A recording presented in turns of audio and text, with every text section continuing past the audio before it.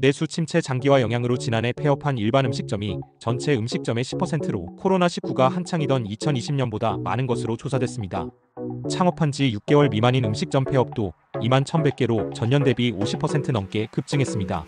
지난해 통신판매업, 일반 음식점업, 휴게 음식점업 등 3개 업종 폐업 사업체는 총 40만 2천 개로 통계 집계를 시작한 2006년 이후 가장 많았습니다. 1년 전과 비교하면 약 10%인 4만 1,000개 증가한 수준입니다. 폐업 사업소가 가장 많은 업종은 통신판매업으로 지난해 9만 9천 개가 폐업했습니다. 다음으로 일반 음식점업이 7만 4천 개, 휴게 음식점업이 3만 6천 개 순으로 나타났습니다.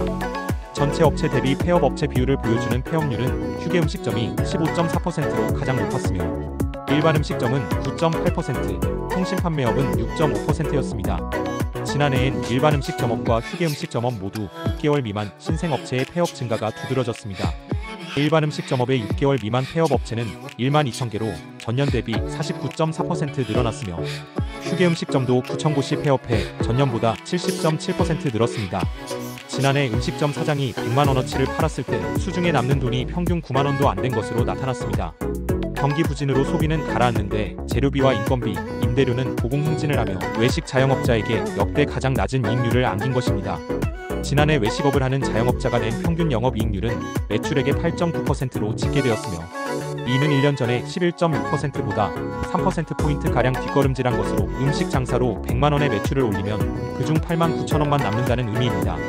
이는 통계가 나오기 시작한 2018년 이후 역대 가장 낮은 수준이며 2018년의 17.8%와 비교해보면 6년 새 반 토막이 났습니다. 최근 인건비, 재료비, 임대료 등의 부담으로 음식점 폐업이 늘어나면서 부동산 시장에도 영향을 미치고 있습니다. 높은 임대료를 감당하지 못한 자영업자들이 사업을 접으면서 상가 공실률이 증가하고 있습니다. 공실이 늘어나면 상가 수익률이 하락하고 이는 결국 상업용 부동산의 가치 하락으로 이어질 수 있습니다. 상가는 비어 있어도 임대료는 낮추지 않고 있습니다. 매매가에 영향을 줄까봐 임대료를 낮추지 않고 있는 것입니다. 특히 상권이 약화되면 신규 임차인을 유치하는 것이 어려워져 부동산 시장 전반의 침체를 유발할 수 있습니다. 또한 이런 흐름은 투자자들에게도 영향을 미쳐 상업용 부동산 투자 심리가 위축되고 시장 유동성이 감소할 가능성이 큽니다. 지금 유명거리 곳곳에도 임대 현수막만 나부끼고 있습니다. 음식점 등의 자영업의 숫자가 많은 영향도 있지만 근본적으로는 너무나 높은 임대료가 원인 중의 하나인 것을 부인할 수 없습니다.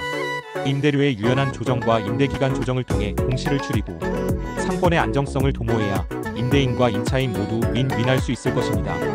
관우신 부동산 투자 공부는 매주 수요일과 토요일에 업로드되며 부동산의 기본적인 이론과 개념을 현실과의 접목을 통해 투자 방법과 시기 등을 함께 공부하고 있습니다.